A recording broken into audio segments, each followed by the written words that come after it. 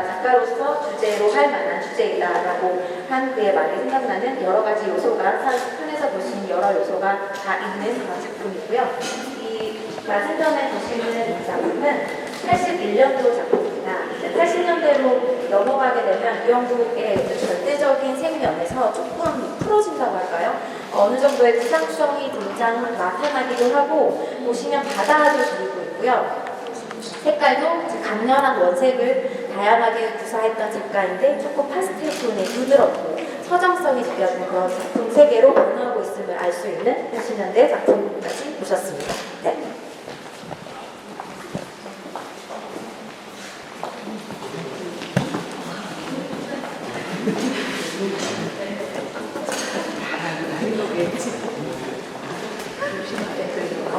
전체 섹션의 두 번째 작가님은 김봉태 작가님이세요. 아까 보셨던 이번 8명의 작가님 중에서 이제 생존에 계시는 작가님이 아까 보셨던 강요배 작가님, 최연소 작가님이시고, 김봉태 작가님도 아직 이제 생존에 계신 작가님인데, 보시면 김봉태 작가님은 이제 이렇게 조그만 파란 작품이 이제 독립현대미술가 이번이 컬렉션인데요. 미국 유학 시절부터 이렇게 기하학적인 형태 그리고 강렬한 원색에 대한 관심을 표현하기 시작했고, 평생에 걸쳐서 이러한 단순한 도형의 형태 그리고 원색을 조합하는 그런 작품 세계를 끊임없이 지금까지도 새로운 작품을 구상하고 계신데요. 그 기본적인 태도는 어떤 단순한 것이 가장 나의 메시지를 잘 전달할 수 있기 때문에 단순한 것이 가장 좋다, 이렇게 말씀을 하십니다. 여기에 보시는 이 큰 작품은 국립현대미술가 이번이 컬렉션 작품이고요. 3권 시리즈입니다. 작가가 90년대 후반부터 이 기하학적인 색면으로 창문이라는 주제로 시리즈를 펼치는데요. 그러니까 한 자리에 보시면 창틀이 있습니다. 이 창틀이 기다란 직사각형을 반으로 나눠서 움직이는 것처럼 이렇게 표현을 하셨어요. 그래서 이 가장자리에서 막 돌아가면서 안과 밖을 연결하고, 그래서 그 바깥 세계에 어떤 희망적인 그런 비전이 있는 것을 상상하고 싶으셨대요. 그래서 김봉태 선생님이 원색을 쓰신 이유는 항상 그런 희망적인 것, 네, 그런 것들을 작품을 통해서 표현하시고 싶었던 것 같습니다. 제가 이번에 작가님 작업실에 찾아뵙고 여러 말씀을 나눴는데요. 작가님께 책은 인생을 적극적으로 살아가게 하고 활력을 주는 그런 생명과도 같은 것이라고 합니다. 2000년대 이후에 들어서면은 김봉태 작가님이 3권 시리즈에서 완전히 또 새로운 어떤 춤추는 산사 시리즈를 이렇게 선보이셨어요. 우리 주변에서 가장 흔하게 볼 수 있는 것이 택배 상자가 쌓여있고 상자를 굉장히 많이 볼 수 있는데, 문득 그 상자에서 그 상자라는 틀에 갇혀있는 우리 인간의 모습을 보시게 되셨대요. 그래서 그 틀에서 인간을 해방시켜서 희망과 유머의 어떤 율동으로 승화시키지 않는 이러한 춤추는 상자 영상입니다. 이번에 작가님 작업실을 통해서 가장 신작이라고 볼 수 있는 이 작품을 함께 구성을 하게 되었는데요. 춤추는 상자 영상이 일상이고, 그 전 작품 같은 경우는 플렉시글라스, 투명한 아크릴판에 표현을 했다면, 이 작품은 이제 캔버스에 그림을 그리시면서 캔버스의 뒷면을 이제 앞으로 오게 해서 이렇게 표현을 하셨어요. 그래서 연세가 워낙 많으시기 때문에 이렇게 두들두들한 이렇게 거친 캔버스 면에 이렇게 바르게 이렇게 선을 긋는 것이 굉장히 힘드셨다고 하더라고요. 그럼에도 불구하고 이렇게 힘들게 완성한 작품이 은은한 어떤 깊이감을 주고 있어서 굉장히 만족하신다고 합니다. 네. 그러면 여기까지가 김봉태 작가님의 작고요. 전시실로 알려드립니다.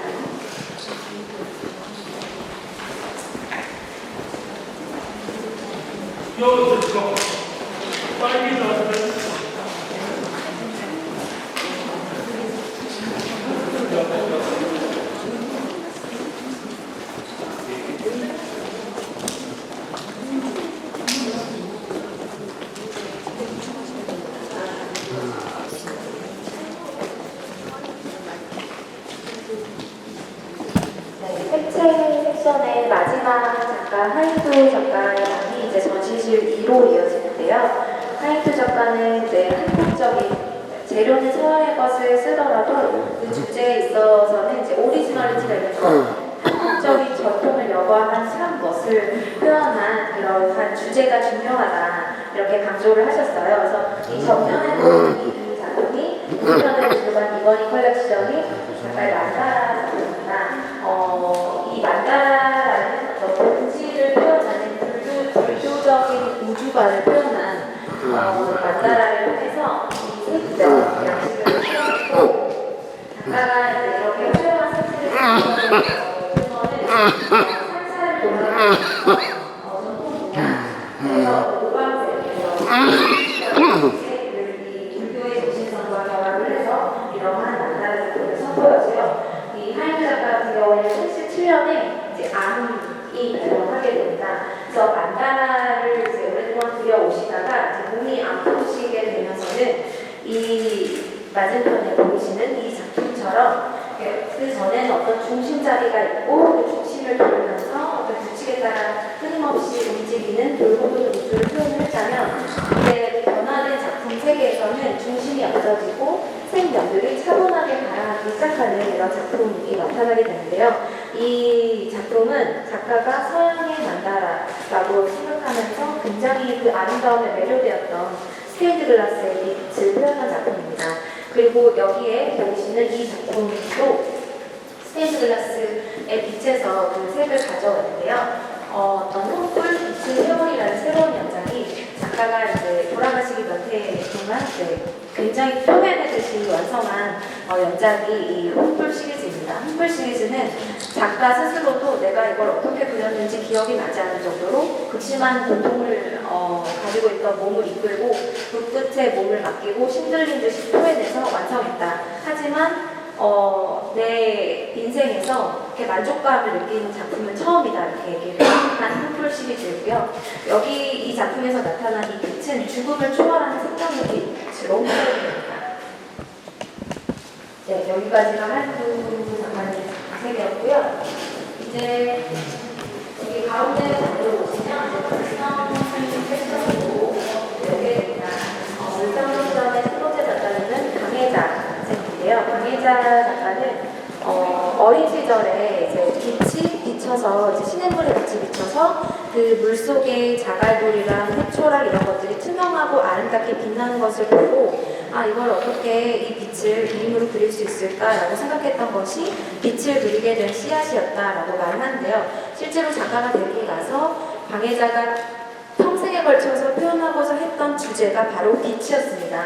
작품의 제목을 나중에 보시면 아시겠지만 빛의 숲별, 빛의 흐름, 그리고 빛의 눈, 빛을 주제로 한 그런 작품들이 대부분이고요. 작가가 이제 빛을 표현하는 데 있어서 적절한 물성을 가진 재료로서 선택한 것이 바로 한지와 부직포였습니다. 한지도 그렇고 부직포도 그렇고 굉장히 섬유질이 있기 때문에 만지는 사람의 손맛이 스며들고 굉장히 섬세한 표현이 가능한 재료이기 때문에 그가 표현하고자 했던 빛을 잘 구현할 수 있는 그런 재료로서 작가가 사용한 것이고요. 강혜자 작가님은 이제 한지나 부직포의 앞면, 뒷면 정말 수십 번에 걸쳐서 앞뒤로 칠하고 또 한지의 경우에는 이렇게 막 구겼다가 폈다가 하면서 손맛이 배어들고 그리고 천연 난로를 사용하시는데 천연 난로가 앞에서는 스며들고 뒤에서 이렇게 배어나면서 표면의 재료지만 그 무엇보다 깊이감을 표현을 하게 돼요. 그래서 강혜자가 궁극적으로 표현하고자 했던 것은 빛과 색과 에너지로 이루어졌다고 작가가 생각한 우주였습니다. 그래서 이런 작품 보시면 작가는 항상 작품을 그리기 전에 빈 종이를 앞에 두고 정말 기체조도 하시고 명상도 하시고 마음을 비워낸 다음에 우주의 흐름과 우주의 기운을 느끼면서 명상을 하다 보면 기체조를 하다 보면 내 안에 우주 공간이 열린다 이렇게 얘기를 했어요. 그래서 자기 안에 열린 우주 공간을 정말 표현하는 거고요.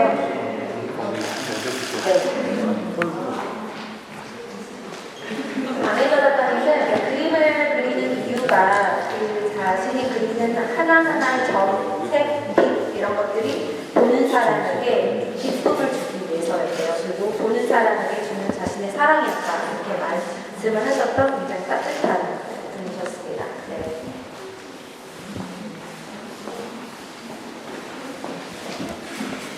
네, 마지막 작가님의 보셨는데요. 마지막 작가님은 박이식 작가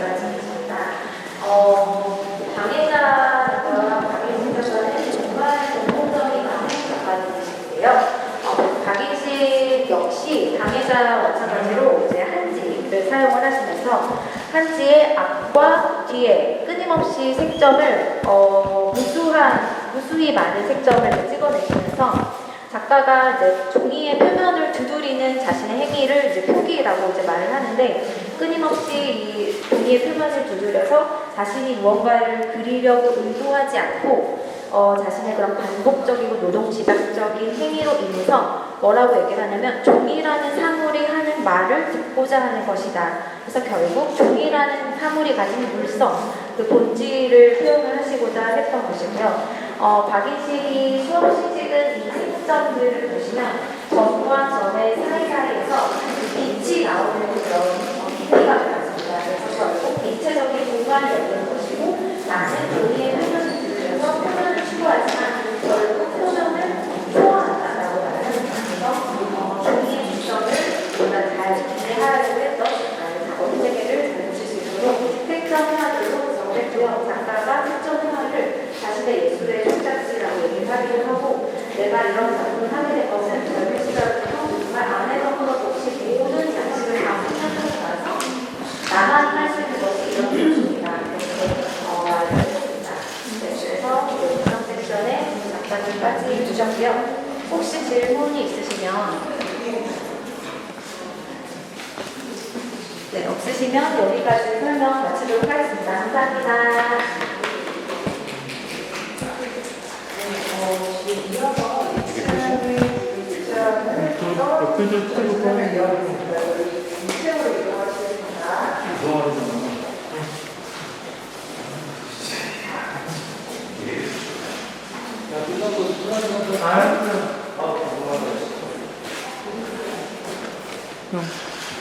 형님 늦게 왔구나.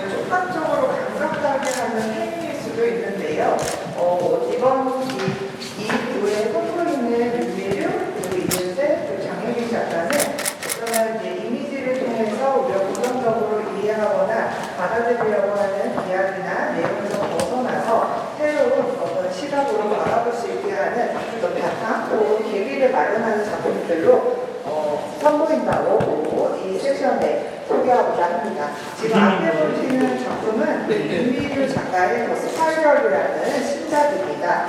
지금 보시면 한 여성으로 추정되는 인물이 나선양의 원을 그리면서 어떤 포즈를 취하고 있는 모습을 확인할 수 있겠는데요. 윤미래 작가는 어떤 인물들을 낯선 환경에 배치하고 그들에게 몇 가지 연출적인 지시를 통해서 어떤 새로운 행동이라든지 표정을 짓게 합니다. 그 인물들은 그 작가의 어떤 연출 지시에 따라서 행동을 취하면 되는데요. 그 인물 자체도 모델 포즈를 취하고 있는 자체도 어떤 상황인지 내용인지를 정확하게 알 수 없기 때문에 이 화면 자체에서는 어떤 특정한 이야기나 내용을 담고 있지 않습니다. 저희가 추정할 수밖에 없는 상황인데요. 이 작품 스파이럴에서 등장하는 인물은 트랜스젠더 여성입니다. 지금 남성이지만 여성과 동시에 있는 한 인물을 통해서 트랜스젠더에 대한 이야기를 하고자 하는데요. 트랜스젠더의 인물들은 그 신화에서나 혹은 이제 역사나 어떤 신화에서 어떤 제의적인 혹은 예언하는 그 역할로 많이 묘사되었다고 합니다. 하지만 오늘날에는 트랜스젠더라는 것은 소수자로서 어떻게 보면 사회적인 어떤 선입견이나 고정 관념을 통해서 바라보게 되는 인물이기도 하는데요. 작가는 이 트랜스젠더의 인물을 그 고대 그리스 신화의 어떤 모습으로 보여준과 동시에 동시대의 이 트랜스젠더가 가지고 있는 위치와 그리고 그들이 오늘날 헤쳐나아가고 있는 상황들을 상상하고 생각하게 하는 작품을 선보이게 되었습니다. 그러면 저희 다음 작가로 이동해 주시겠습니다.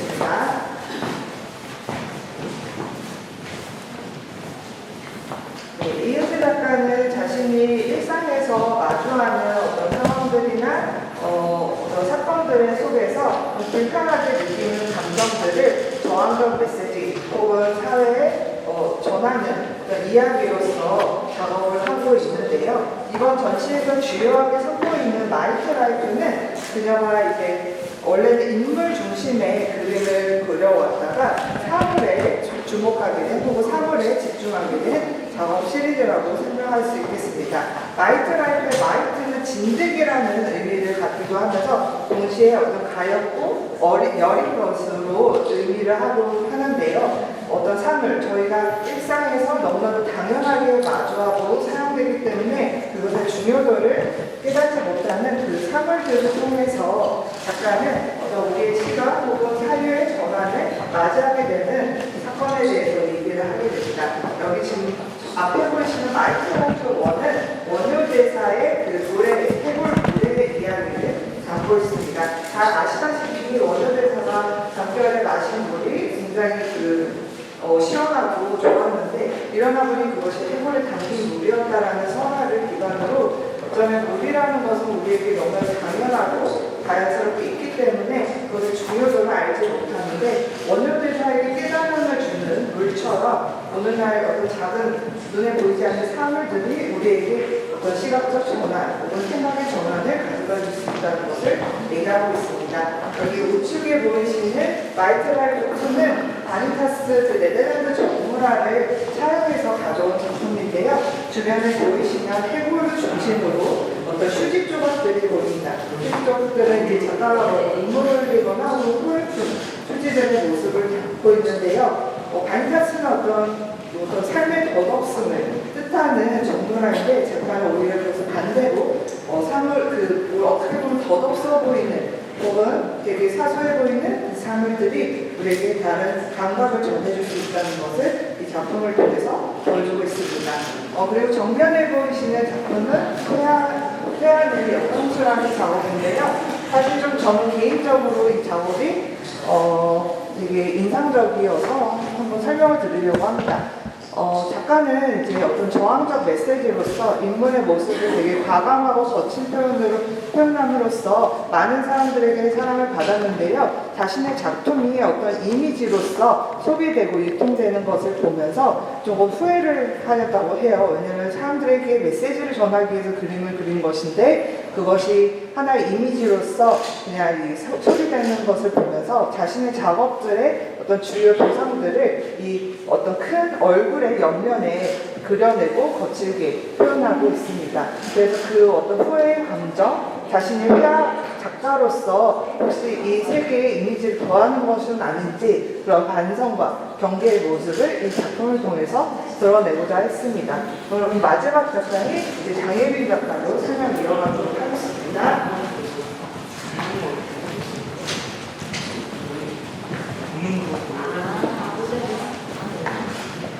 네, 찌르기의 마지막 작가인 장혜빈 작가는 미디어를 통해서 빠르게 유통되는 영상, 특히 스포츠 중계나 이렇게 움직임이 담기는 영상을 스크린샷으로 포착하여서 그것을 회화에 담아내는 작업들을 하고 있는데요. 이렇게 순간 포착된 장면은 예측하기 어려운 어떤 우리의 찌푸리는 인상이라든지 어떤 근육의 움직임을 저희가 확인할 수 있습니다. 그리고 그 정지된 이미지를 회화에 가져온다 동시에 기존의 그 영상 내에서의 기존의 맥락에서 떨어뜨리게 되는데요. 그 맥락에서 벗어난 이미지를 통해서 작가는 어떤 그 디지털 이미지의 어떤 그 현실과 이미지의 어떤 간극을 드러내고자 했습니다. 그래서 지금 앞에 보이시는 작업은 미싱아이즈라는 작업입니다. 머그샷이라는 것을 소재로 작업한 작품인데요. 머그샷은 이제 범죄자를 기록하는 용도의 사진이라고 할 수 있겠습니다.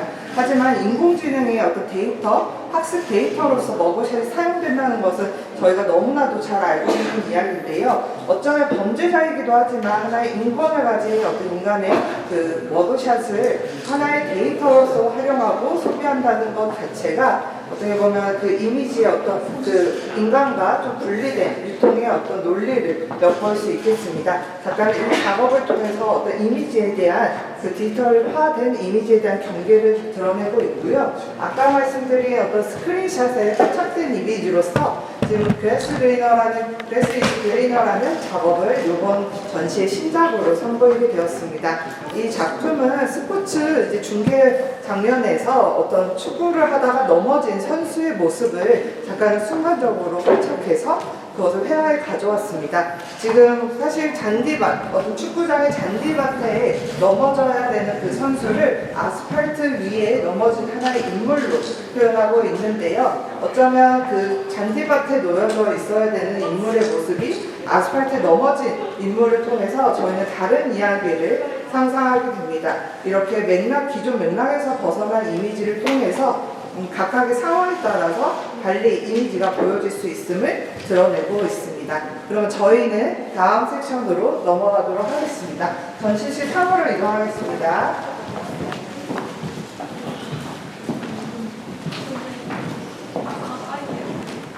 였고요. 지금 사실 4분 아니고 3부이고 그 중간에 프롤로그 섹션이 있습니다. 프롤로그 섹션에는 8명의 작품 중에 눈의 형상을 가진 작업들을 이 전시에 선보이고 있습니다. 그리고 나머지 각각의 조금 더 그 각각의 전략에 조금 포커스를 맞춰서 전시에 배치를 했습니다. 네. 네, 지금 프롤로그 방으로 안내해드리겠습니다.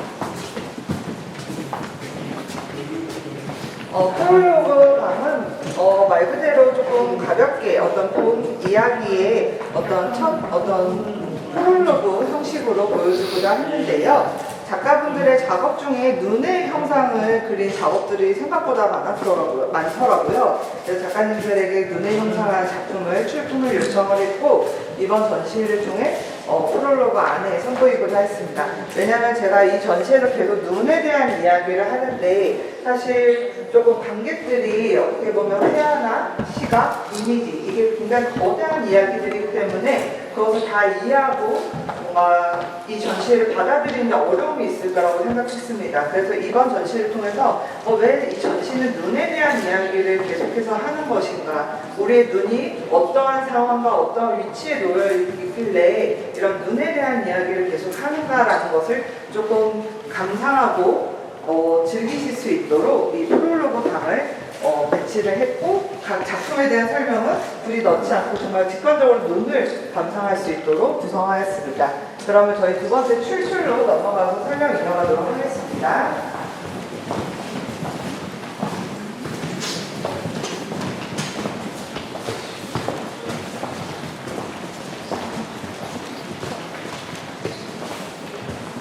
네, 아까 기자님이 질문하신 것처럼 조금 이 각각의 전략에 대해서의 얘기를 한번 드려야 될 것 같아요. 이 찌르기라는 것은 이미지를 바라볼 때 우리 눈을 의심하게 하는, 이 이미지에 대해서 의심하게 하는 작업들을 주로 하는 작가들을 구성하였다면 이 여기 출출에서는 그 오늘날 유통되는 이미지를 적극 수용하여서 그 이미지가 가지고 있는 논리라든지 어떤 유통의 구조 이런 것을 적극 활용해서 작업으로 선보이는, 오히려 이미지를 전복하는 전략으로서 이미지를 취하는 작가들이 이 섹션에 있다고 설명드릴 수 있겠습니다.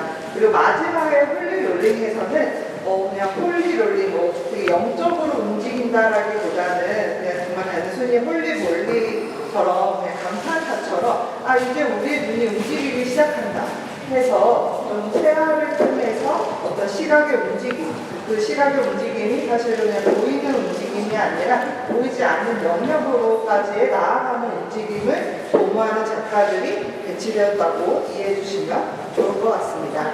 네, 출출에서는 윤영빈 작가, 전혜린 작가, 김민아 작가의 작품들이 있습니다. 그러면 윤영빈 작가부터 먼저 설명을 드리겠습니다. 제가 저희 작가님들하고 이 전시를 구성하면서 이제 얘기를 나누는 도중에 되게 비슷한 고민들을 한다고 느꼈어요. 자신이 오늘날 회화 작가로서 어떻게 보면 이미지가 되게 넘쳐나는 세상에서 이미지를 하나 더 하는 것이 아닐까 하는 걱정을 하더라고요. 윤영민 작가도 또한 자신이 그리는 회화 작가로서 이미지를 더하는 것이 아닐까? 근데 그 더하는 것을 거부하고 오히려 오늘날 어떤 디지털 환경에서 어떤 떠다니는 이미지들, 그 이름 모를 어떤 창작자가 만들어낸 이미지들을 적극 갖고 와서 그것을 그대로 재현하고 재배치하는 작업을 주요 작업 방식으로 취하고 있습니다. 그래서 지금 보이시는 그녀의 그 회화 화면에는 새롭게 그렸다는 그림보다는 기존에 있는 이미지들을 적극 재현한 작업들이라고 봐주시면 좋겠습니다. 이번 전시를 위해서 특별히 제작된 구멍 연작은 어떤 구멍이라는 소재를 집중한 작업들이라고 설명할 수 있겠습니다. 구멍은 사실 분명히 존재하지만 그 구멍의 존재를 우리가 파악하기 위해서는 어떤 나무판에 구멍을 보려면 나무판이 분명히 있어야 되겠죠. 만약 어떤 종이에 구멍을 보려면 종이에 어떤 주변부가 있어야지 그 구멍을 확인할 수 있듯이 구멍은 분명 존재하지만 주변에 있는 것들의 관계나 어떤 예치를 통해서 그 구멍의 존재가 확인이 된다고 작가는 주목을 하였습니다. 근데 그 구멍은 단순히 결함이나 흠집이 아니라 어떤 주변부를 연결하는 하나의 통로로서 결합의 어떤 협력을 이끌어내는 어떤 구조로서 그 구멍이 가치가 있다고 생각을 하고 그 구멍을 이제 이 7점의 작품을 서로 연결시키는 어떤 구멍의 형식을 이 작품을 통해서 전면 선보이고 있습니다. 작가님은 어쩌면 작가님이 직접 얘기하지는 않았지만 어쩌면 이 구멍이라는 소재에 이번 전시에 좀 선보이고자 했던 거는 오늘날 회화가 구멍처럼 어떤 가치가 있지 않을까라는 이야기를 하고 싶었던 것은 아닐까 저는 생각해 봅니다.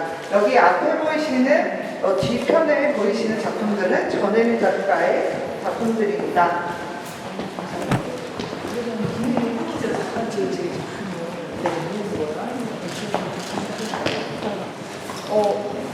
제가 관심이 있었지만 이 회화 분명히 실천적인 가능성이 있다라고 했는데 그런 작가님들 모시고 정말 얘기를 통해서 어떤 심리학의 방향성이라는 이야기를 구체화시켰던 부분입니다.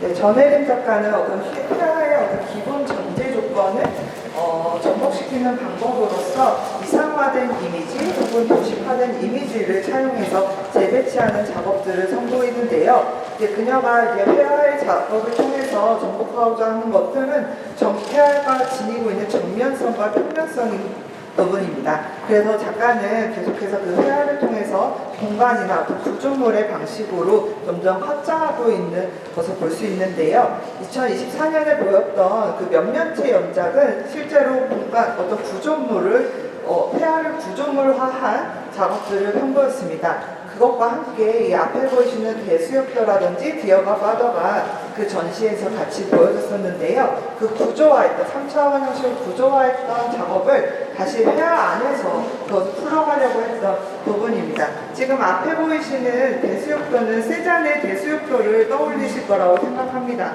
어떻게 얼핏 보면 대수역도를 조금 새롭게 그렸구나라고 할 수 있겠지만 각각의 지금 동양에서 많이 쓰이는 어떤 그 나무의 표현이라든지 게임 속에서 픽셀화된 산의 모습이라든지 그리고 서양화에서 보이는 어떤 그 유화의 어떤 질감을 표현한다든지 이렇게 다양한 시공간의 어떤 회화의 양식들을 차용해서 재배치해서 대수역도를 만들어냈는데요. 이런 어떤 그 각각의 이미지들이 가지고 있는 시간성 그리고 화면의 어떤 분할 혹은 절개를 통한 어떤 그 각각의 화면으로 이동하는 시선의 그 시간성을 통해서 어떤 회화가 오늘날 디지털 이미지가 가지고 있는 한 번에 포착하려는 그런 시간성과 시간성에서 벗어나 회화만이 가질 수 있는 시간성을 가질 수 있지 않을까라는 메시지를 전하고 있습니다.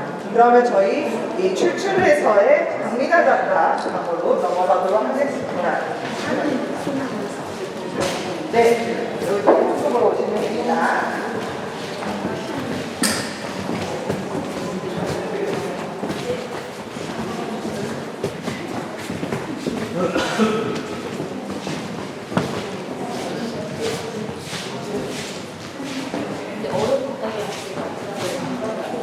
네, 지금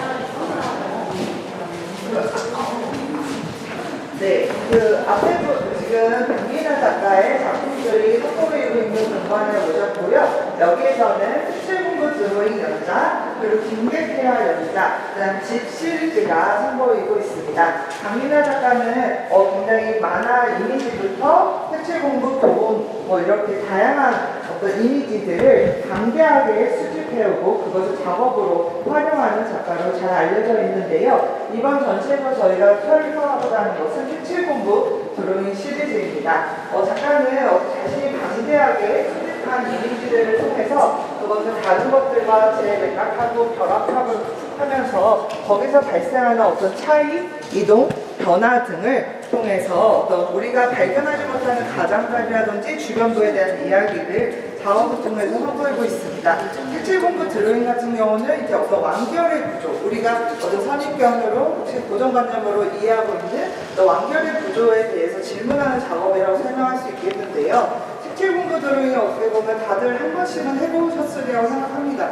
스케치북 뒤에서 라인으로만 그려져서 그것을 채우세요. 혹은 옆에 완성된 어떤 이미지도 같이 제시됨으로써 이 어떤 색칠 공부 교본을 이렇게 완성하도록 유도하는 그런 색칠 공부 드로잉 교본을 한 번쯤은 마주해 보셨으라고 생각합니다. 작가는 여기서 어떤 아이들의 어떤 교육적인 목적으로 이 색칠 공부 드로잉이 제시되고 있지만 사실 그것을 그렇게까지 완성할 필요는 없는 부분인데 마치 정답이 정해져 있는 것처럼 그것을 제시하고 있는 것을 발견하고 작가는 어떤 그 완성되는 어떤 형태 혹은 이 색칠 공부 드로잉에서 제시하고 있는 어떤 지시문을 거기서 벗어나서 마치 놀이하듯이 색을 칠하는 것 대신 스티커를 붙인다든지 아니면 다른 어떤 색을 굳이 칠하지 않아도 되는 면을 칠한다든지 하는 식으로 어떤 완성의 형태 혹은 우리가 생각하는 어떤 교육의 형태에 대해서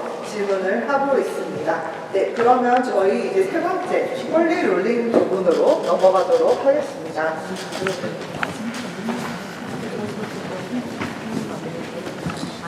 무브 움직여. 잘 들었어요. 빨리. 네. 한 가지 또 자랑하자면 색칠 공부 드로잉이 사실 대학교 학부 이후부터 계속해서 작업해오는 작업인데요. 이번에 처음 한 번도 보여지지 않았던 21년에서 24년에 해당하는 작품들을 이번 전시에 출품하였습니다. 네, 폴리롤링은 정수진 작가 그리고 박아람 작가가 주역이 선보입니다. 저희 좀 더 안쪽으로 이동해서 작품 설명 들으시겠습니다.